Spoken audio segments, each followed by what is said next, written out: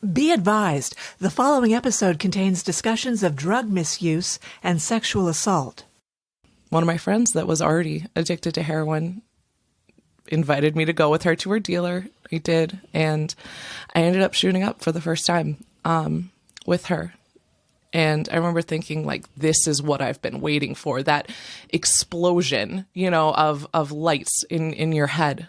And I knew, like, right then I was in trouble.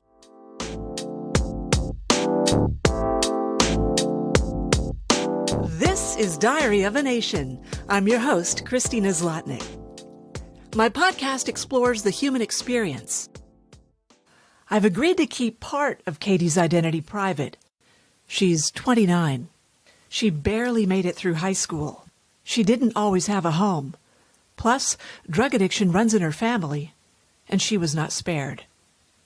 Our nation is obsessed with individual responsibility, but personal and collective responsibility go hand in hand.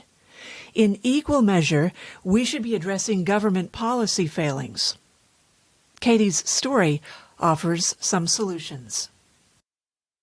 Katie, let's start with your childhood. What was it like growing up here in New Hampshire? I used to say that I had a very normal childhood up until the age of 10. I recently realized that's not true. I lived in Amherst actually for the first 5 years of my life. My father was a pretty severe alcoholic. And but my parents broke up. We ended up moving to a motel for a while. We were in a homeless shelter for a while, but it was never scary. My mom always made everything a game, right? She had that personality where she could make everything fun. When we were living in the homeless shelter, we were all sleeping in the same bed because that's generally how it works. You have one bed. And at one point we pushed the bureau in front of the door. And I remember, again, my mom made it a game like, oh, we're going to move around the furniture, So that's kind of where things started to get a little, odd and different from, I guess, an average childhood. And, got a little older. My dad got several DUIs. And finally, he sat us down one Halloween. I remember I was 9 years old. And he said, guys, I promise you, I'm never going to have another drink again. He didn't for the rest of his life. And then when I was, 12 years old, it was right after my little sister was born, we found out that my mom was dealing drugs. We thought she was just dealing them. And me and my brother, who's a couple years older than me, we thought this was not okay, but understandable. She was a single mother. My father didn't pay very much in child support. So we thought, she's doing what she has to do to support us. And we didn't love it, but we accepted it.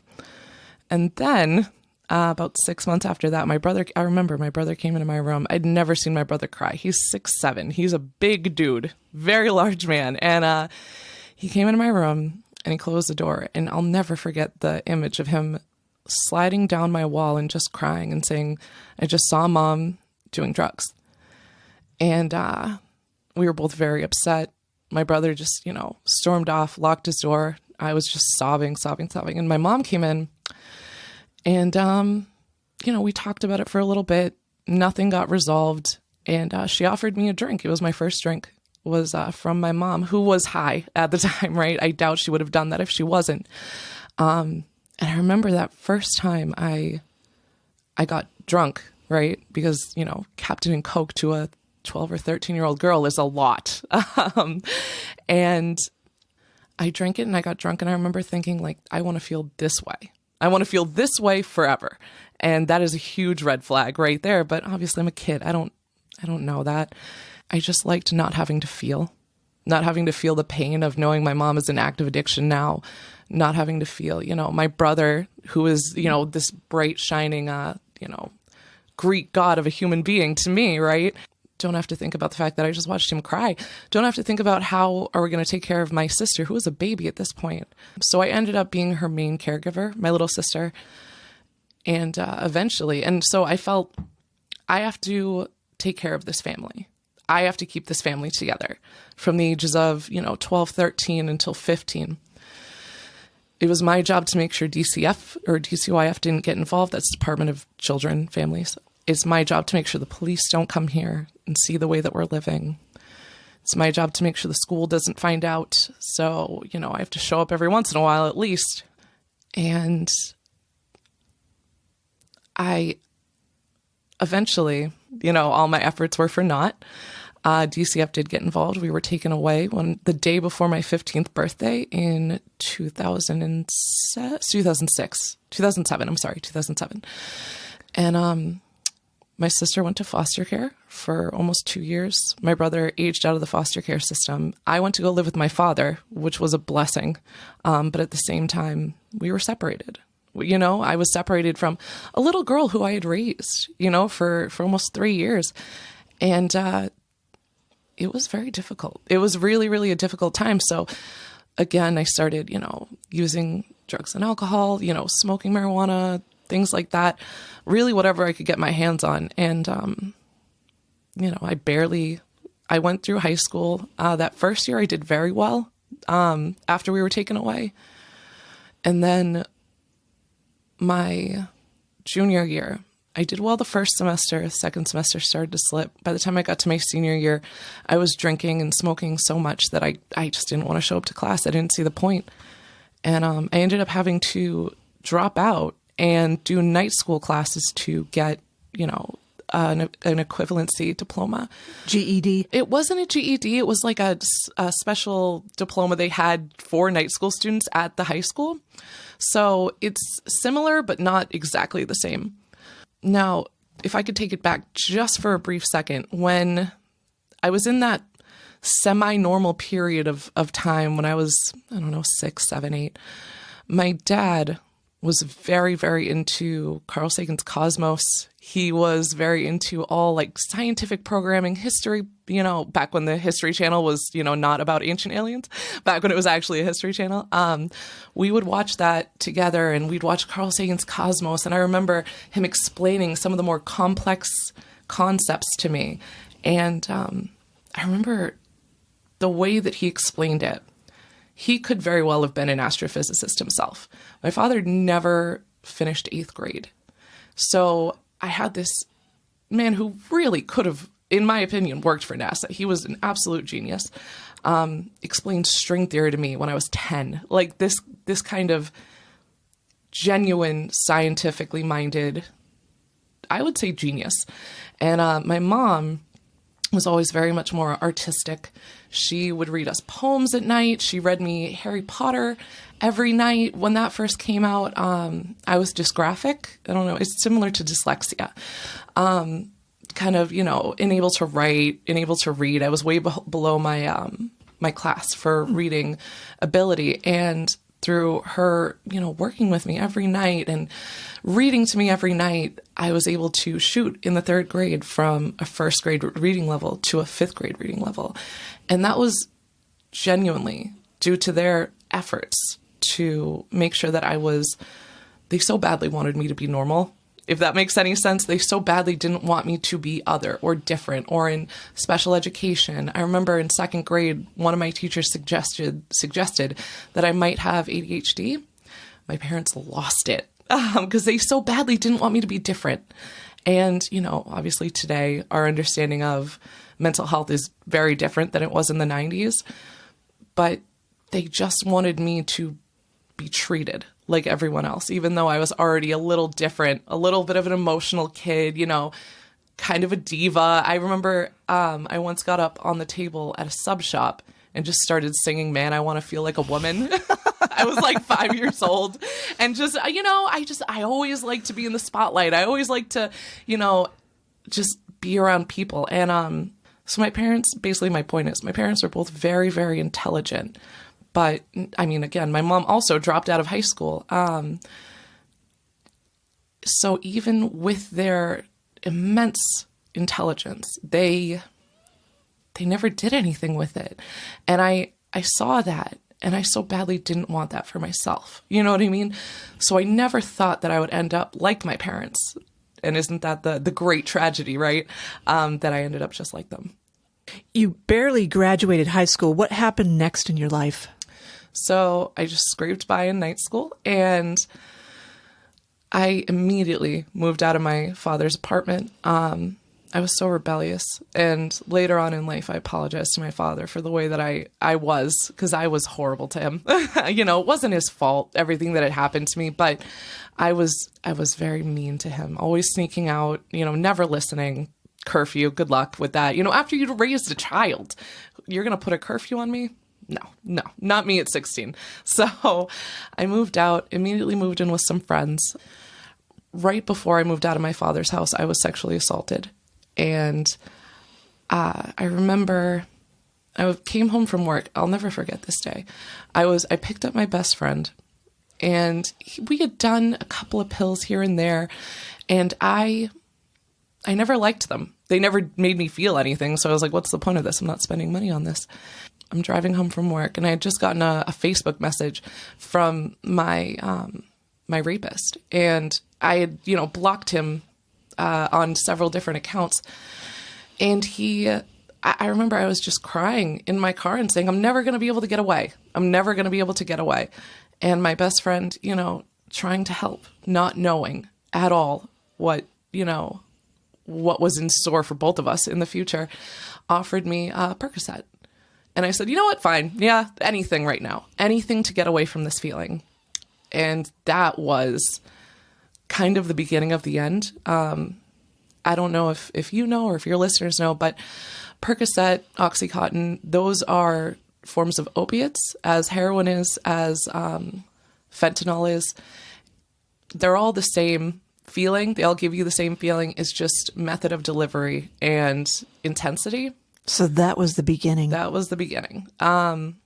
And I didn't understand what I was doing. You know what I mean? My mother was a heroin addict as well. And I didn't understand that I was basically doing heroin. I really was. So I started, and I just kept doing it. And I was like, I want to keep feeling this way again. I want to feel that numbness. I want to feel nothing. Because most of my life I'd been told I was too much. You know, I feel too much. I'm too emotional. I'm too loud. You know what I mean? So I wanted to dull that part of me. And in doing so, I ended up becoming addicted, not even knowing. I didn't understand that I was getting a physical dependence until one day. This was a year and a half into my active addiction. As you may or may not know, the government started to realize that there was an overabundance of opiates. You know, Purdue Pharma was over, selling them. Doctors were overprescribing them. And the government put a huge squeeze on the doctors. And all of a sudden on the street, it was dried up. It was done. It was gone.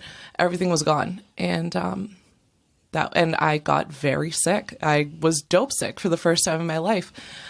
Sweating, throwing up, every like the worst flu and cold combined you can imagine. I remember wondering why I felt the way that I felt. Why am I feeling this way? And I stopped. I just stopped. I stopped using opiates because they weren't available. But I kept doing other, party drugs, like, whatever was available, ecstasy, cocaine, still drinking, still smoking weed.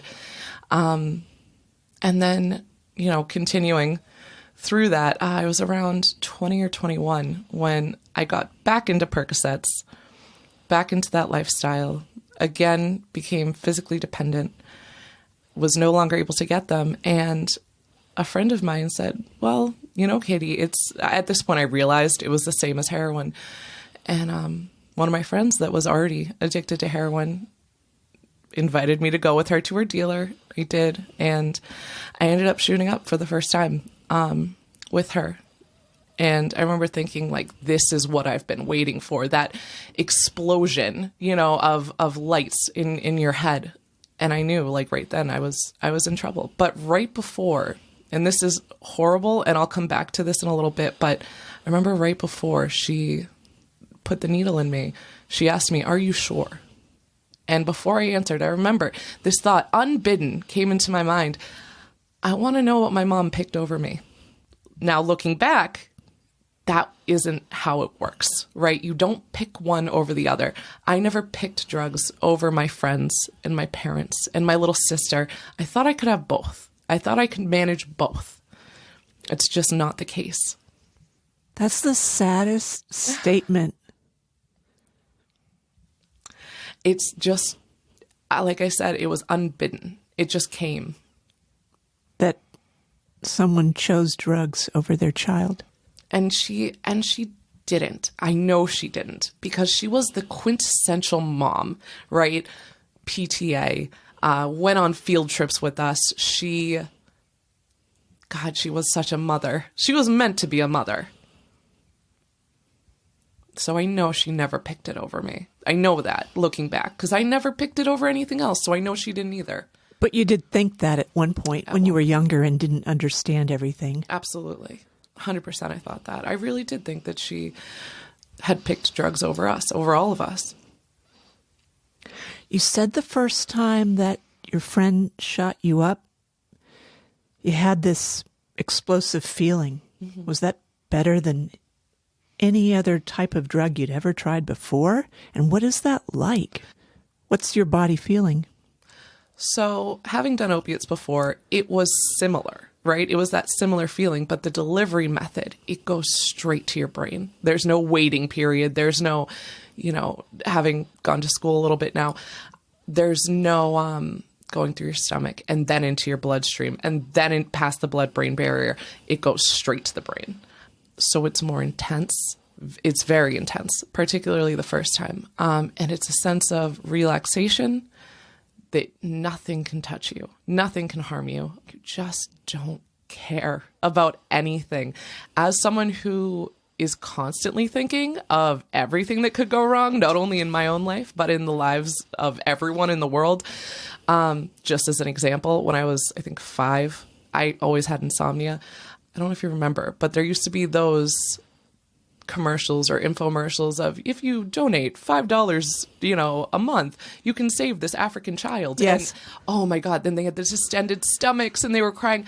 It was like 2 a.m. and I woke my mom up sobbing. We have to save them. So that's always been my mentality. It is my job to save everyone. It is my job to fix all the problems in the world. So for someone that's always had that mentality to not care and not feel anything, it was like a dream. It was really like a dream.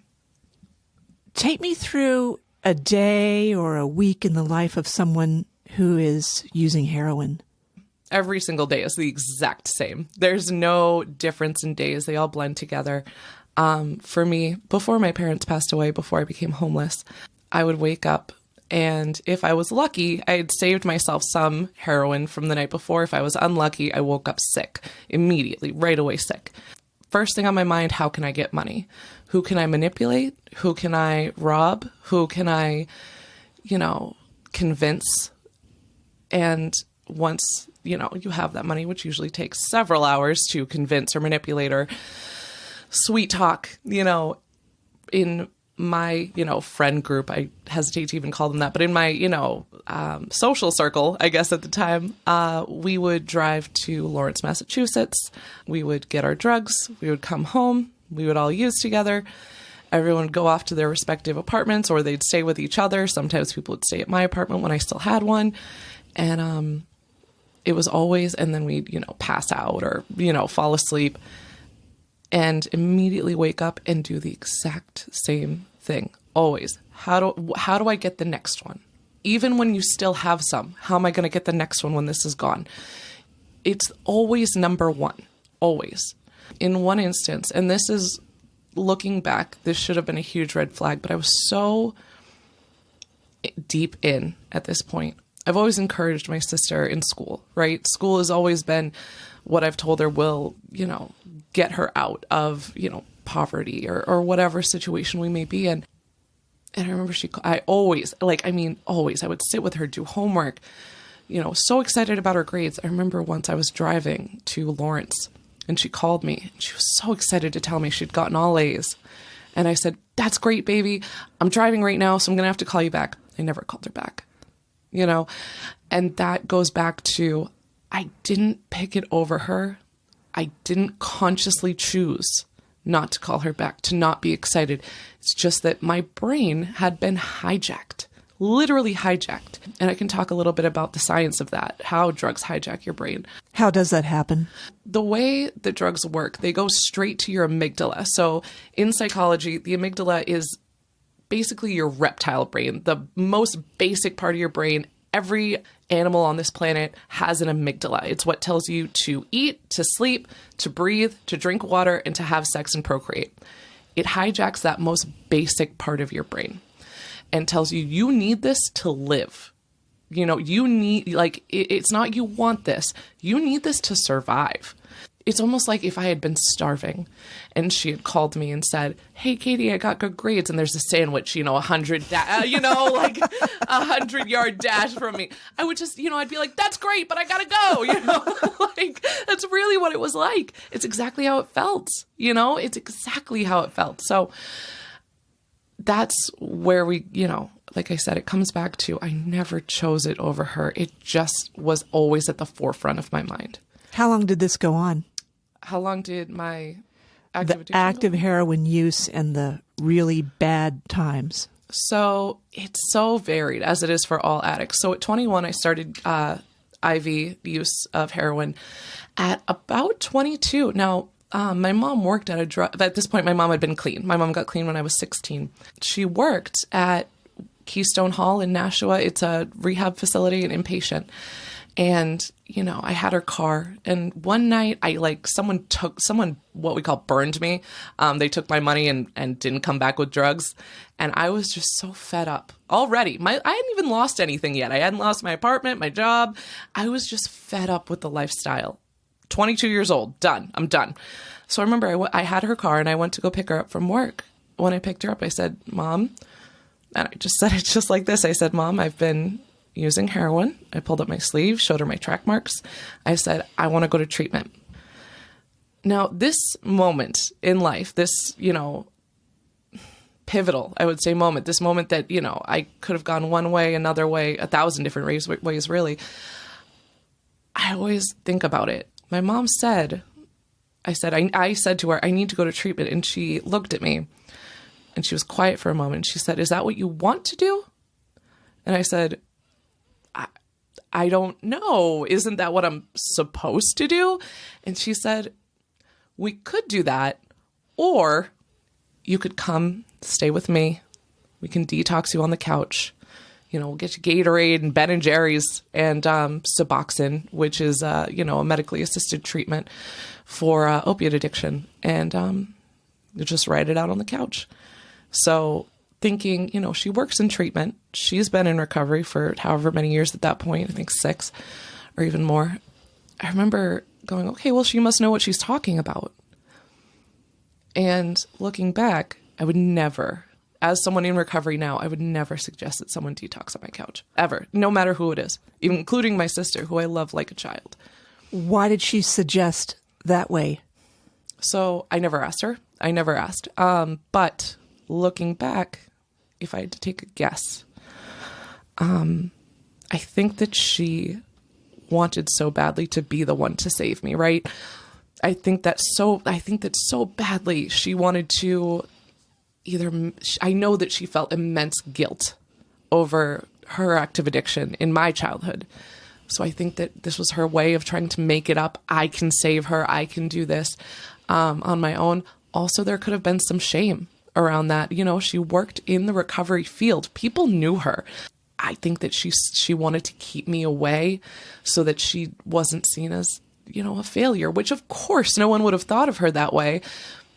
But there's so much pain that goes along with having a child in active addiction. You want to be the savior. It's your child, right? You need to protect your child. You need to save your child. This is what we're told, right? When you become a parent. And the thing that you learn, especially in recovery, you can't save anybody, no matter how much you love them. I've had people that I love to the core of my being that I could not save. That was the first instance. I was on Suboxone for over a year. I did not taper off of it ever.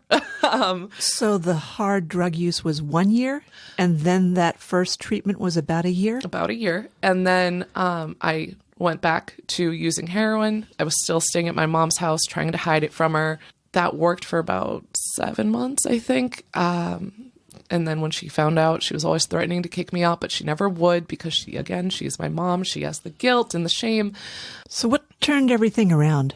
It was a long process. I ended up going on methadone, and then I got an apartment through housing, moved out of my mom's, was using very heavily at that point. And my father got cancer. My father was diagnosed with stage 4 cancer. My mom said to me, I'm going to be there for you. This is my first big loss in life, right? My first big instance of losing someone very close to me. And she said, we're going to get through this together. We're going to do this together. And then she died first. She died 7 months before my father on December 18th, 2016. I wasn't prepared for it. Obviously, nobody was. She died very suddenly. And it was, I was already doing so badly, and it just caused me to do even worse because I adored my mother. She was my best friend. And then, my father died 7 months later. There was no one to make sure that I was paying my rent, which they both always did. It was $300 a month. How could you not? But $300 to a drug addict, that's getting high for at least 2 days. So I ended up losing that apartment. I ended up doing what we call couch surfing in the homeless community. I went to go stay with initially another friend that was in active addiction. And then I jumped over to an ex-boyfriend who didn't know that I was actively using. I took advantage of him for as long as I could. Went back to that same friend who was actively using, ended up in what we call a trap house. It's where everybody basically is using and it's all drugs. The house is, not well kept, and all that goes on there is it's like a shooting gallery. That's what we call it. Everybody just shooting up. So I ended up there, and finally, now I was helping to support the habit of the person who actually, it was their apartment. I'd give her a little bit of money every day to, be able to stay there. And one day she comes to me and she said, you gotta go. Now, really quick, please understand how socially unacceptable you have to be kicked out of the trap house. I mean, you just, to the point where even the other drug addicts didn't want to be around me. That's how miserable I was. That's how I was horrible. That was the low point. It got to be about there. I lived in someone's walk-in closet for a while with my cat. Me and my cat lived in a walk-in closet. There were so many points of like homelessness or unstable housing that finally I said, oh, you know what? Fine. I said to this woman, I'm going to go to treatment to have, what we call 3 hots in a cot, 3 meals in a bed, get as much drugs as they'll give me in treatment. And I'll get my government assistance check, which I was getting at the time, and I'll be on my way back out using. And it was April. It was snowing that April. It was bad. And I went to AdCare in Worcester, Massachusetts. And thank God that government assistance check didn't come for 10 days. And they gave me a 7-day taper from methadone. Because at that 8th day, when I had no drugs in my system, it was like I woke up from behind the wheel of a car going 90 and wondering how I got there. What's that process like on the taper? So it's very painful. They start you at usually what's called blind dosing. So you don't know how many milligrams of methadone they're giving you, but you can assume it's lower than what you'd like. And what they do is they bring you down a little bit more every single day so that you go through withdrawals, but it's not as severe as if you had nothing at all. It's still very uncomfortable, still a lot of stomach pain, still a lot of, physical pain. You're just so uncomfortable when you're going through withdrawal, and the methadone takes the worst parts of it off. It takes the worst edge of it off, but at some point you have to detox. You have to get these drugs out of your body. I went into treatment April 20th of 2018. I spent 15 days there And one of those days was actually my birthday, April 27th. I turned 26 in treatment. And I remember at this point, you know, me and the other people in the treatment facility had gotten to know each other really well. And my birthday fell on a Friday. Now, Friday, we ordered pizza. And when they asked, oh, can someone help hand out the pizza? One of my friends shot his hand right up. He said, I'll do it. He ended up hiding a whole pizza and bringing it to me that night with another good friend of mine, Latiana.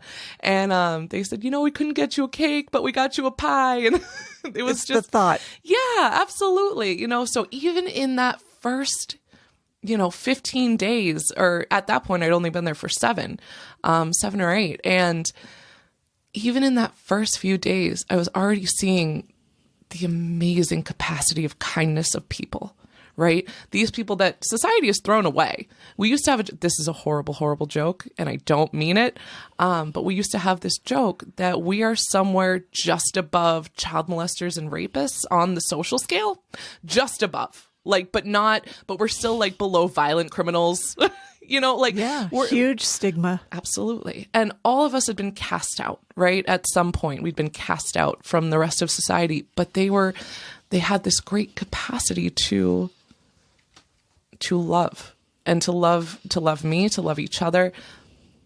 But none of us knew how to love ourselves, but that's where it started.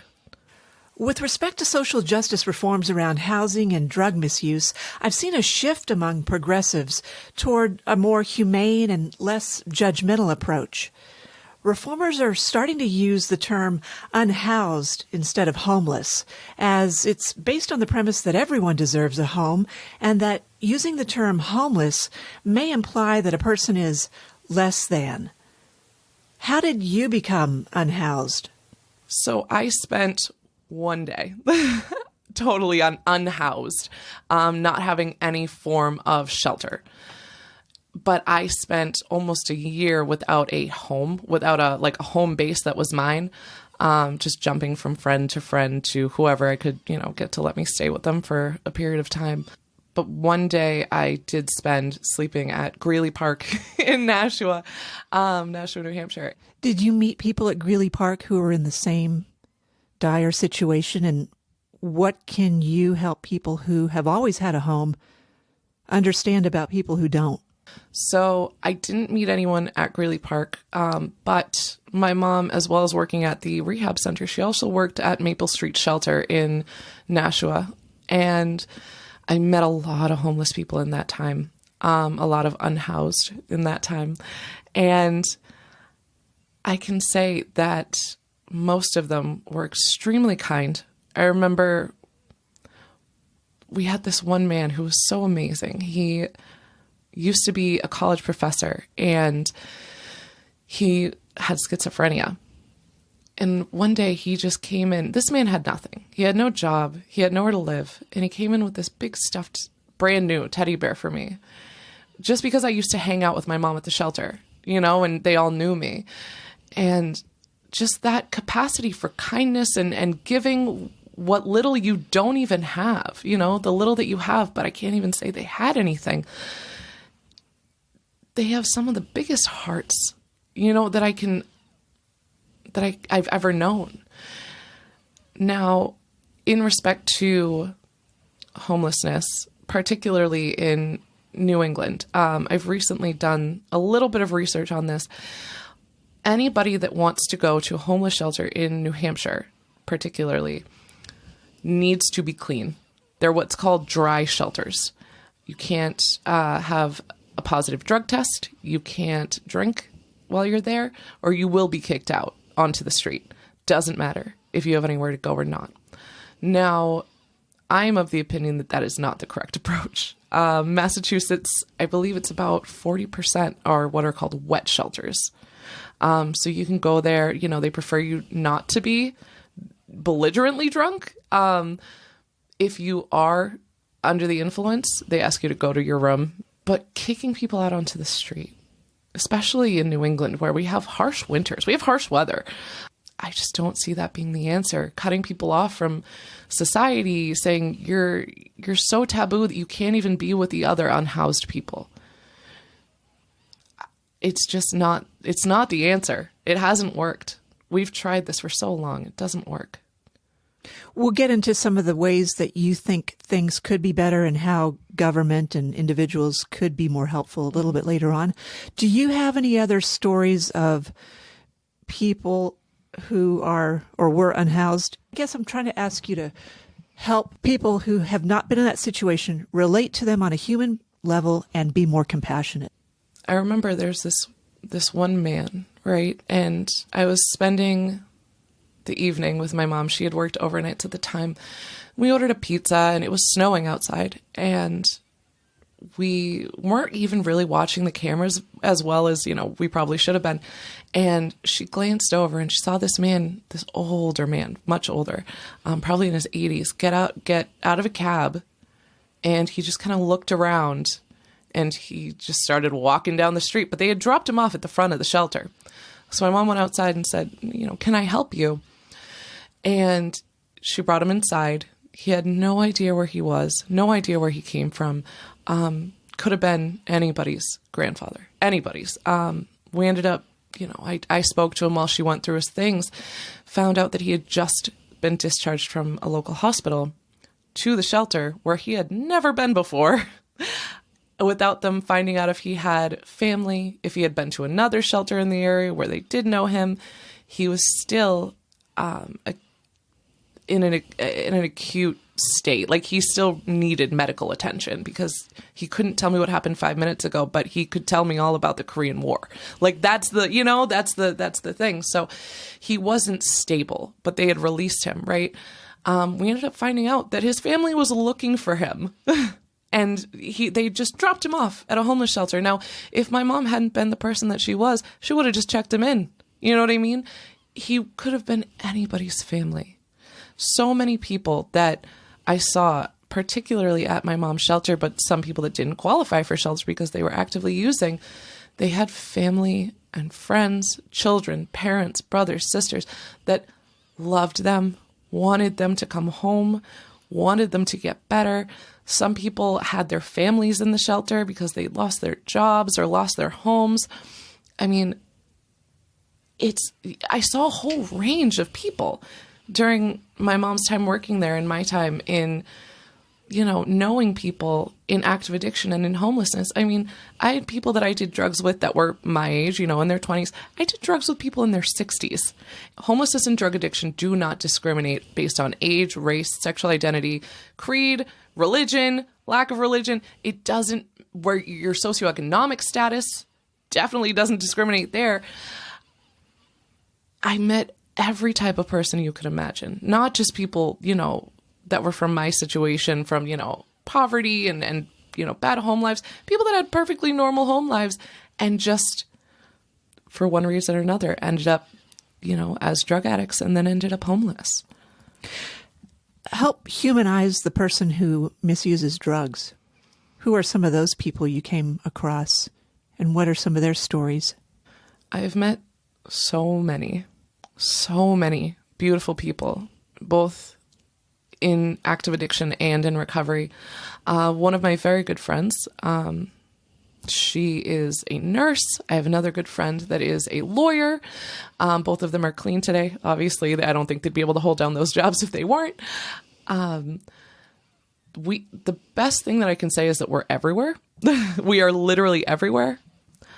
I had one friend when I was in active addiction, and I remember she had a son that was a little bit younger than me, and she, used viciously as I did, and I just found out that she passed away a couple of months ago. And I remember her and her son were so close,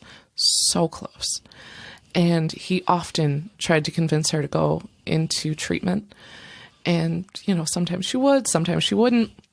And I think about him. Even though I think I only met him once, I think about him. And God, I just hope he's doing okay. And I hope he understands that he couldn't have done anything, right? He couldn't have fixed it. So she was someone's mom, I am someone's daughter. Another good friend of mine is someone's dad, and people, fight to get their families back after, if they're in recovery and sometimes they never do. Sometimes their families never forgive them or they view it as a moral failing rather than a disease, so they think that they made bad life choices and they can never trust them again rather than seeing it for what it is. Let's talk about education. When your life was off track, you said that one of the last things that you lost was your books, and you had always carried them around with you. And I wonder, why was that, and what books specifically were so important to you? So, as I mentioned earlier, both my parents were very intelligent, and they both loved to read. I gained that love of reading as well. And when the drugs weren't giving me the escape that I needed anymore, books did. Books did. And I particularly carried around novels, and I had a couple of textbooks. Life of Pi was actually one that I managed to hold on to, and I still have to this day. That one really gave me a lot of hope. And it's a fantastical tale that got me out of the situation that I was in. I remember I had this old psychology textbook, and I would leaf through it and I would just be fascinated. And it was a basic psychology text, like for a Psych 101 class. And I would go on my phone and spend hours on Wikipedia learning about these concepts that I was just so fascinated by. I've always been fascinated by other people and by the human mind. I just think it's so interesting. In general, it was something that tied me to my parents. A lot of the books I had were books they gave me, and they had both passed away at that point. So even when I, had to get rid of the majority of those books, 90% of those books, I held on to a few that were extremely special to me, and I still have them to this day. You struggled to graduate from high school, yet this spring you are the valedictorian at your community college. What do you hope to tell the students, and how did you make such a dramatic turnaround academically? I started at my community college planning on doing a certification program. I just wanted to get my drug and alcohol counseling license so that I could help other people, achieve recovery. I learned how to be consistent, to be hardworking, to show up and be accountable in my 12-step fellowship. Those are things I learned first before I started school. When I started school, I immediately fell in love. I fell in love with school, something I always loved to learn. It was just a matter of, dealing with my home life and then my own active addiction in school that took me away from structured learning. So when I got back to school, I found that I wore it well, to my surprise, to no one else's, as my friends constantly remind me. But I was very surprised at how well I did. And as I said, I registered for a certification program, and with the encouragement of some really amazing professors and my advisor, I changed that to a psychology major. They call it psychology transfer major, so that I can go on to a 4-year school. And I just continued, and through the things that I learned in recovery about being accountable and doing my best, just my best. I don't have to be perfect. I just have to put in, the effort that I have. And I don't know. I ended up as valedictorian. I'm still shocked by it. I'm going to be honest. I'm still surprised. But again, my friends constantly tell me, we're not surprised, Katie. Do you have an idea of what you might want to say? So I'm going to hold back a little bit on that because I know some of my friends are going to listen to this and I want to surprise them. But I'm definitely going to talk about hope, gratitude, resilience, overcoming adversity. I mean, look at everything we've seen over the last year in this country. We had to watch some things that none of us ever thought that we would, right? And I'm not even talking about the coronavirus at this point. It was horrifying. Some things were really horrifying. George Floyd, we watched a man die. All of us. Yes. It's horrifying. And with that, we still got up, went to class, went to work, And we talked about it, right? In college, as if you remember, you talk about those current events going on. And we worked through it. We called the people that we loved to try to make sense of the world that we found ourselves in. I mean, probably going to be talking about that a little bit and how, that strength of character, the other graduates, they can carry that into the rest of their lives. What major do you plan to declare? So I'm a psychology major. I'm going to stay with that. I definitely want to do what's called clinical psych. So there's therapeutic psych and clinical psych. In therapeutic psych, you're planning on becoming a therapist. I plan on doing research one day. So that's clinical. And you're interested in transgenerational trauma, the line of research that explores the transfer of trauma from one generation to another. I imagine there's some personal reason. So, yeah. So you're not wrong. As, a lot of my psychology professors have said and other students have said, a lot of us are in here to make sense of our own minds, right? And our own lives and our families' lives. I am, as far back as I can trace, fourth generation addict. Now, that's just on my mom's side. So there's me, my mom. Also in my generation, there's my brother, my father, and then on my mother's side, her father. From my grandmother, her mother, which is my great grandmother, she died. She was an alcoholic. She actually died slipping on ice, going and getting alcohol. She bled out on the street. I mean, and then my father's Irish, so do I need to say anything else? So I do want to know, what is it that, let's just take my grandmother, for example, who's never had a drug problem in her life, no alcohol problems, but she was raised in chaos, right? Her father was abusive. Her mother was an alcoholic. Why did she choose a partner that was also an alcoholic, also was not a good husband to her? And then my mother, she had an alcoholic father. Why did she choose? And I mean multiple. My brother's father, he was a drug addict and he was abusive. And then she chose my father, who was an alcoholic. Then she chose my sister's father, who had addiction issues. I mean, and then of course, there's me. I've had several partners that were addicts. It's, why do we make these choices across generations? It might seem obvious, but I've seen this in people that have been adopted and never known their biological families. I'm interested in trauma in general, right? As someone who's gone through sexual trauma, childhood trauma. My sister also went through trauma when she was in foster care. I would really like to, and she woke up next to my mom when my mom died. That's a trauma. I want to know how trauma affects the brain. How has it changed our brains? So I'm interested in so many things. What are some of the skills you learned in recovery? Oh, gosh.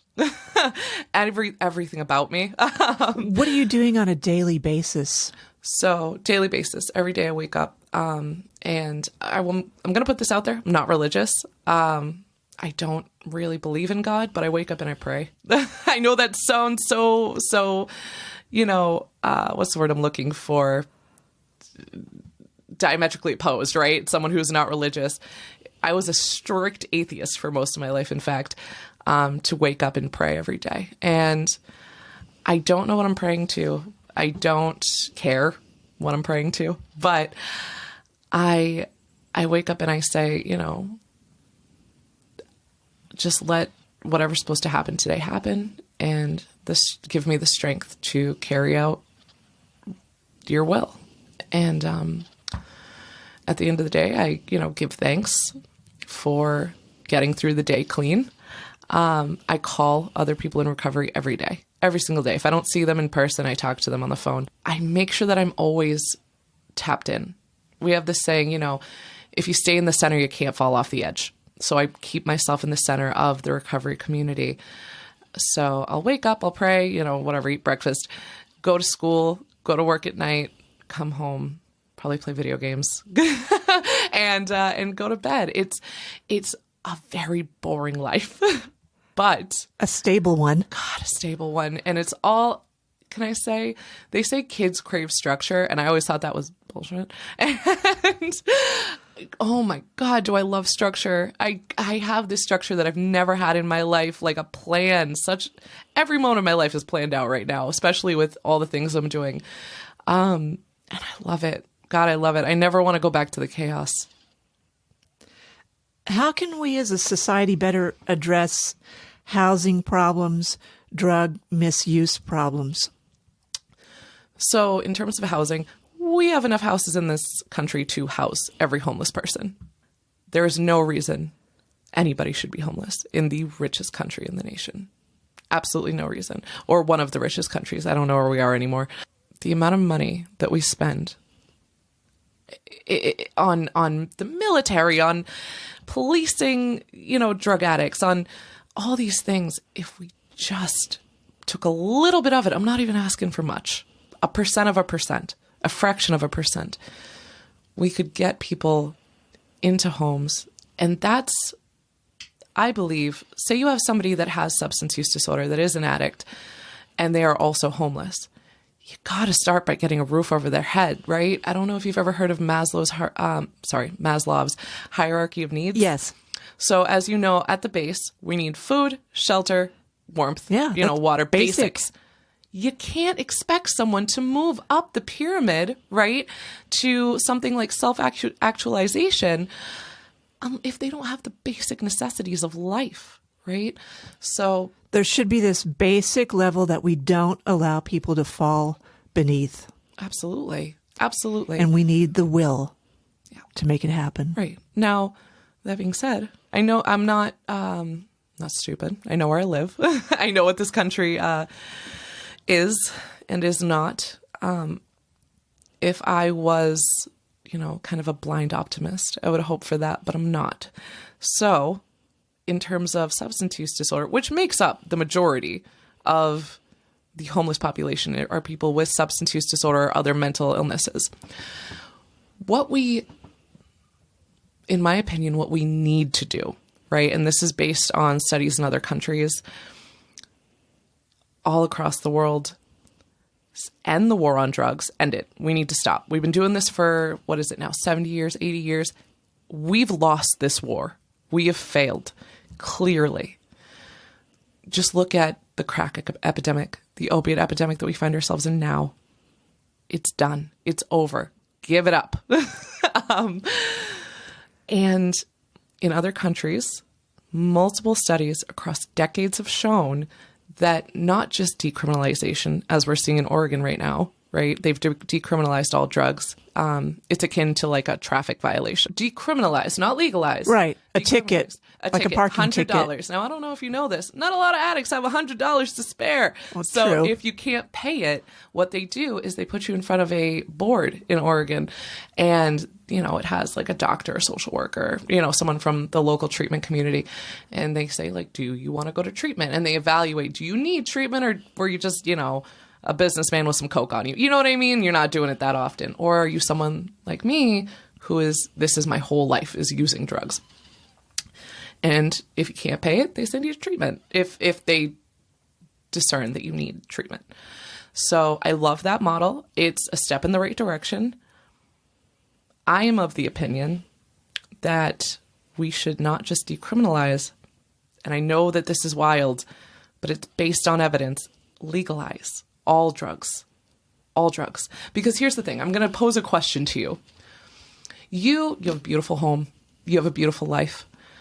You, I bet, have enough money in your bank account right now to go get enough vodka to drink for 3 months straight. Am I right? Yes.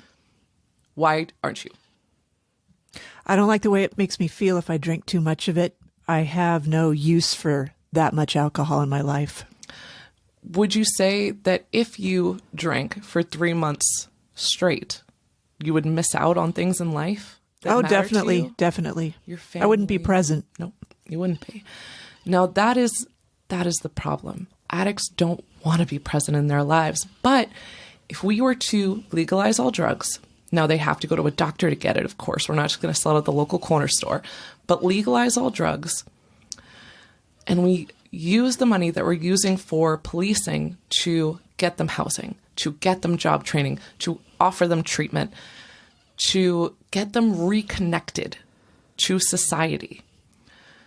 They're going to have things in their lives that matter to them that they want to be present for. And they will choose recovery. I'm not saying that as, like I think that. It's been shown. In Switzerland, they did exactly that. They had a heroin clinic and kind of like a methadone clinic, but for heroin. Anybody could come in. They started off with 1,000 patients. They got them housed. They got them job training. And after, I believe it was after the first 5 years, out of the first 1,000, less than 0.5% is still, so that's, what is that? 1 or 2 people? Like 1 or 2 people from the original 1,000 were still on that after 10 years. Most of them made the choice to get clean because they had a life that mattered. Again, all that social aspect of using, the finding ways and means to get more, right? Who do I have to manipulate? How am I going to get money? Hanging out with your friends afterwards. That all goes away. It's a moot point. It's a moot point. You have no social circle anymore if it's legal, right? So we just take the money that we're spending on policing, we put it into treatment. To me, it seems so simple, right? And I've read again, Portugal did something similar to what Oregon is doing. They decriminalized all drugs. Going back to Switzerland, it's a very, what's the word I'm looking for? In terms of that area, they're pretty conservative, comparably to the rest of that area. And they did a referendum, I believe it was 10 years ago, if I'm remembering correctly, and they had the people vote. Do you still want this to be a practice in this country? It was like over 90% voted, yes, we want to keep heroin legal. That's incredible. What about people, Katie, who would say to you, that's all good and fine, but I don't want to pay for it. You got yourself into this mess. Fair. That being said, you are already paying for it. You are paying for me every time I went to the hospital with a, cyst on my arm from shooting up wrong. You're paying every time the ambulance would come and get me. When I would overdose, you are paying when I went to treatment, and you're paying every time the police arrested me. You're paying every time I was in jail. You're paying, I had some nice Fig Newtons when I was in jail once. You paid for those Fig Newtons. You are already paying. You're paying for vagrancy. Vagrancy is a crime in most states. Every time the cops have to go up and break that up, you are already paying. And as far as I know, every study that I've seen shows that it will be cheaper to decriminalize, legalize, and stop policing. I'm forgetting the word for it. Things like needle exchanges. Help me here. Create the needle exchange programs. Needle exchanges, naloxone. There's a special word for it. Harm reduction. Harm reduction programs. You put harm reduction out there, people are less likely to end up in hospitals. You stop policing it. You don't have to pay the police as much. And people choose treatment. You give them the option. Most of the time they choose it. The problem right now is, especially in this country, we don't have enough beds. We have this thing called the critical period, right? In psychology, in substance use disorder. Oftentimes, how many times I said, I want to go to treatment and a bed wasn't available for a couple of days. The critical period was gone. I changed my mind, right? So when someone makes that decision of, I want to get clean, we need to have a place for them to go right away. And just one last thing to anyone that would say, you got yourself into this place, get yourself out. I don't want to spend money on it. Not for nothing.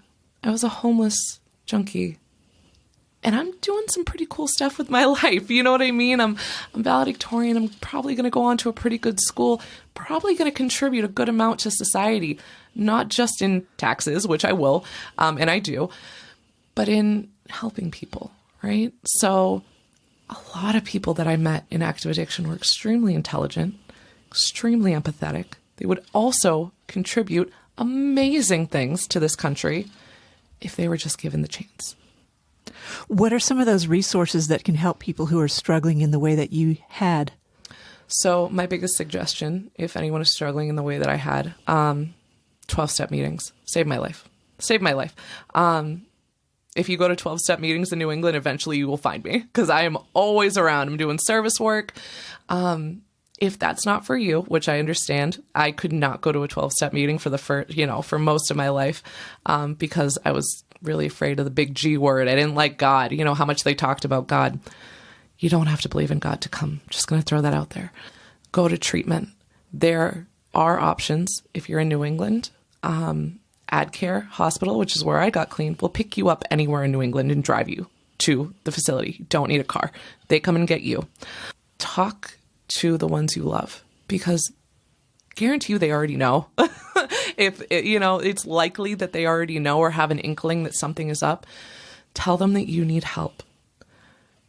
If you, for whatever reason, because I know in this country it is very hard to access inpatient care, if you can go to a doctor and ask them for a taper.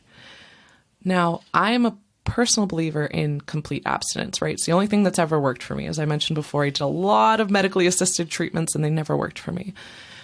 But I'd rather you be on medically assisted treatment than dead. So that's a place to start. But I highly recommend 12-step fellowships because the therapeutic value of one addict, alcoholic, whatever place you find yourself, whichever 12-step fellowship you find yourself in, the therapeutic value of one addict helping another is without parallel. It really is. You can't get that from and I go to therapy, all right? I love my therapist, but she will never know what it's like to be homeless and doing whatever I had to do to get money, to get drugs. She'll never know what that feels like, right? But your sponsor would, right? If you go to a 12-step fellowship, your friends, the network that you create, these people in my 12-step fellowship, when I said I got into community college, oh my God, it was like I said I got into Harvard. They lost it. They lost their minds. Never mind when they found out I was valedictorian. They're throwing a huge party for me at like a ballroom. They're my family. You can find a family here. And I remember, I'm just going to say this, at my 1-year celebration, one of my really good friends said, Katie, when you got here, both my parents had passed away, wasn't very close to the rest of my family, wasn't speaking to my grandmother. He said, you came here and you needed a family. So we became the family that you needed. That's wonderful. Isn't it? I love them. I really do. Everything I have is credited to them. I love you guys. I know you're listening. Anything else you'd like to share? Help is out there, period. Regardless of whether you are an addict yourself, homeless yourself, if you're a family member of someone who's addicted, there are resources for you as well. Al-Anon, Narcanon. There's so many resources out there. Do a Google search. You will find them, right? There's hotlines, meetings. There's so much out there. And give yourself a break. Just give yourself a break. I never thought I deserved recovery. If you are even considering it, you know where you belong. You belong in recovery. You have so much to offer. Just come along with me, if you will. I'd love to see you there. A few weeks after I recorded this episode, I got a text from Katie. She told me she's been accepted to Columbia. I'm so happy for her.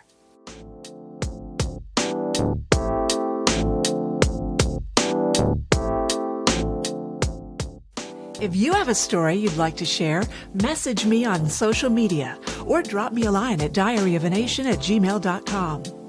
One last thing. Would you be willing to help me attract new listeners?